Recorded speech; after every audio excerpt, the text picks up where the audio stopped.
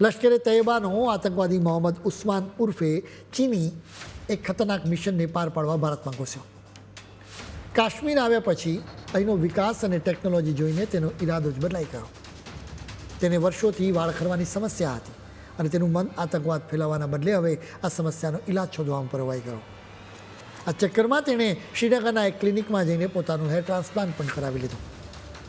Hair transplant કરાવ્યા બાદ તે જમ્મુ જતો રહ્યો, જ્યાં તે આતંકવાદી ગતિવિધિ કરતો રહ્યો.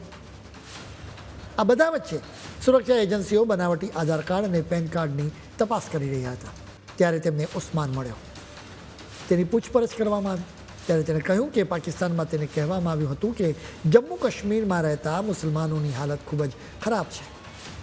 જોકે અહીં આવીને તેને સમજાઈ ગયું કે જમ્મુ કાશ્મીરના મુસલમાનોની સારી સ્થિતિ અને વિકાસ જોઈને તે આશ્ચર્યમાં મુકાયો. આખરે તેણે ત્યાં હેર ટ્રાન્સપ્લાન્ટ કરાવ્યું. આ ઘટના એપ્રિલની છે, પરંતુ હવે મંગળવારે આવી જ બીજી એક ઘટનાની વિગતો સામે આવી. દિલ્હી પોલીસના સ્પેશિયલ સેલે લશ્કરે તૈયબાના બીજા એક ખૂંખાર આતંકવાદી શબ્બીર અહેમદ લોનની ધરપકડ કરીને એક ચોંકાવનારો ખુલાસો કર્યો. આ આતંકવાદીને દેશમાં આતંક ફેલાવવાની સાથે પોતાના ચહેરા અને પ્રત્યે પણ લગાવ હતો.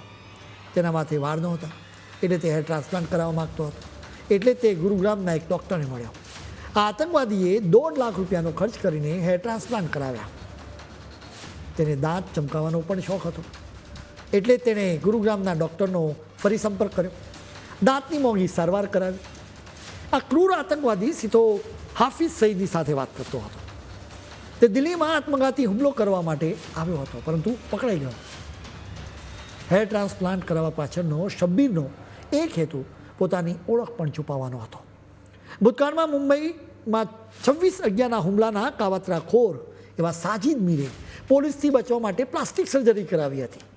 બીજા અનેક આતંકવાદીઓએ પ્લાસ્ટિક સર્જરીથી પોતાનો ક્રૂર ચહેરો છુપાવવાની પણ કોશિશો કરી હતી.